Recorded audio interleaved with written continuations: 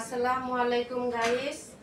তো এই যে দেখুন, এগুলা কি মাছ আপনারা বলতে পারবেন? পাঙ্গাস মাছ। আপনারা তো সব সময় টাকি মাছের ভর্তা খাইছেন, তো আমি আজকে এই যে দেখেন পাঙ্গাস মাছের ভর্তা করব। তো এই ভর্তাটা দিয়ে এক প্লেট ভাত মনে করেন চোখ বন্ধ করে খেতে পারবেন। তো দেখেন আমি ভর্তাটা কিভাবে বানাই। এই যে এই মাছগুলো আমি আগে ভাইজা নিছি শুধু লবণ দিয়ে, তাতে কালারটা ভালো লাগার জন্য একটু হলুদ দিতে পারেন। তো দেখেন আমি এই ভর্তাটা বানাই। তো মূলত এই ভর্তাটা আপনাদের ভাইয়া খুব পছন্দ করে। তো উনি প্রথম অবস্থায় বলতো কি কি বলো পাঙ্গাস মাছের আবার ভর্তা খায়? আমি কি হ্যাঁ খাই। তো আমি একদিন বানায় খাওয়াইছি আপনাদের ভাইয়াকে। তো উনি যখনই খেতে ইচ্ছা করে মাঝে মধ্যে বলে আমাকে যে তোমার সেই পাঙ্গাস মাছের ভর্তাটা করো। তো দেখেন আমি এই যে ভর্তাটা করতেছি, একটু মূলত ঝাল দিব যেহেতু আপনাদের ভাইয়ের একটু জ্বর জ্বর। তো কয়দিন ধরে একটু ভর্তা খাওয়ার লেগে বেশি করে। এই যে দেখেন আমি মরিচ নিয়ে নিছি, লবণ।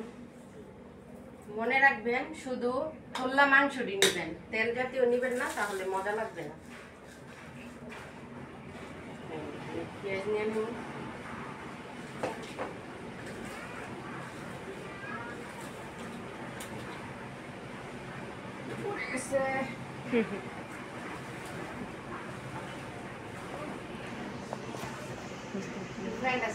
গরম রাখছে।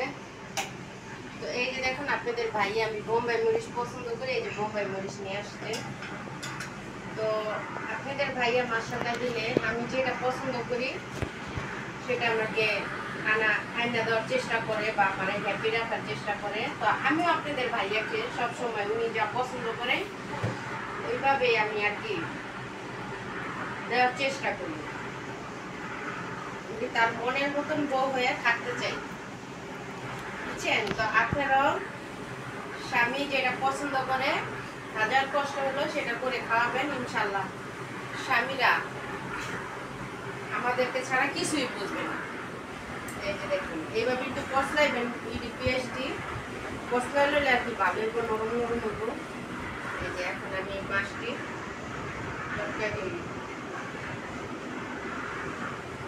ধনিয়া পাতা দিবেন না, তাইলে এই মাছের গ্রানটা থাকবে না।